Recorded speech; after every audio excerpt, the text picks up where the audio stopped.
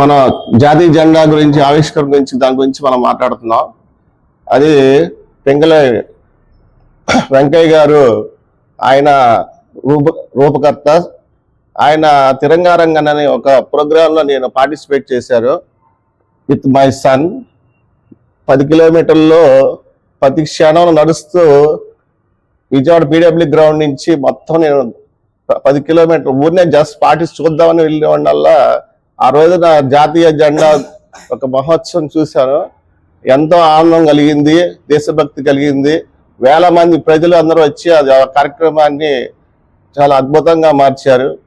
So నేను చాలా వేరే విదేశాలకు వెళ్ళినా ఎక్కడికి వెళ్ళినా మన జెండా అనేది మనం గుర్తుగా, దేశానికి గుర్తుగా మనం అద్భుతమైనటువంటి విషయంగా మనం దేశభక్తి చాటుతున్నాం.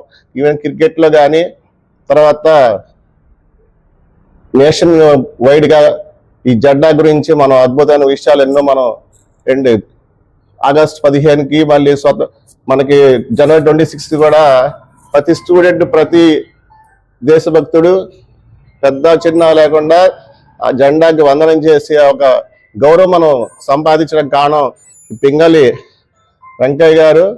ఆల్రెడీ మన విజయవాడలో మన తుమ్మలపల్లి కళాక్షేత్రంలో స్పెషల్గా పింగళి వెంకయ్య గారి విగ్రహాన్ని కూడా పెట్టారని నేను చెప్పగలను.